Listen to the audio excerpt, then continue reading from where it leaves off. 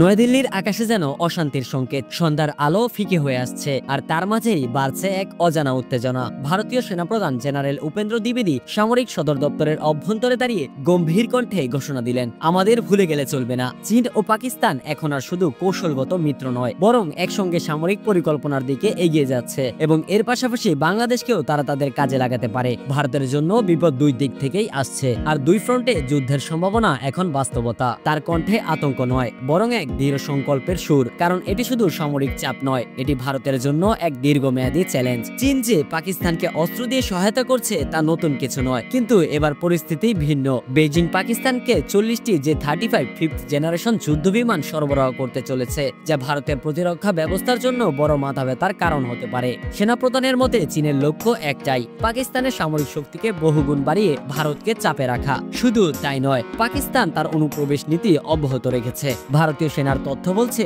সন্ত্রাসবাদ কিছুটা কমলেও হুমকি এখনো পুরোপুরি শেষ হয়নি। কাশ্মীর উপত্যকায় একদিকে যেমন পর্যটন বাড়ছে, অন্যদিকে সীমান্তের ওপারে নতুন ষড়যন্ত্র চলছে। তবে যুদ্ধ হলে ভারতের ভবিষ্যৎ কি? বিশ্লেষকদের মতে যদি চীন ও পাকিস্তানের সঙ্গে যুদ্ধ বাধে, তাহলে ভারতের অর্থনীতি চরম ক্ষতির মুখে পড়বে। কারণ সামরিক ব্যয় বাড়বে, স্বাস্থ্য, শিক্ষা ও উন্নয়ন খাতে বাজেট সংকুচিত হবে। চীনের সঙ্গে বাণিজ্যিক সম্পর্ক ক্ষতিগ্রস্ত হবে। ভারতের উৎপাদন ও প্রযুক্তি খাত দুর্বল হয়ে যেতে পারে। রাজনৈতিক অস্থিরতা ও অভ্যন্তরীণ উত্তেজনা বাড়তে পারে। বিচ্ছিন্নবাদী আন্দোলন নতুন মাত্রা পেতে পারে। বিশেষজ্ঞরা সতর্ক করছেন, যদি এই উত্তেজনা বাড়তে থাকে, তাহলে দক্ষিণ এশিয়ার ভূরাজনীতি পুরোপুরি বদলে যেতে পারে। এমনকি ভারতের প্রতিবেশী দেশগুলো নেপাল, বাংলাদেশ, শ্রীলঙ্কা ও মিয়ানমার চীনের প্রভাবের কারণে ভারতের বিপক্ষে অবস্থান নিতে পারে। তবে দ্বিতীয় বিশ্বযুদ্ধের ইতিহাস বলছে, একসঙ্গে দুই ফ্রন্টে যুদ্ধ করা মানে ধ্বংস ডেকে আনা। হিটলার যেমন রাশিয়া ও পশ্চিমা মিত্রশক্তির বিরুদ্ধে লড়াই করে ধ্বংস হয়েছিল, তেমনি ভারতের পক্ষেও চীন ও পাকিস্তানের বিরুদ্ধে একযোগে যুদ্ধ নামা বিপজ্জনক হতে পারে। তাহলে কি ভারতীয় সেনাপ্রধানের এই বক্তব্য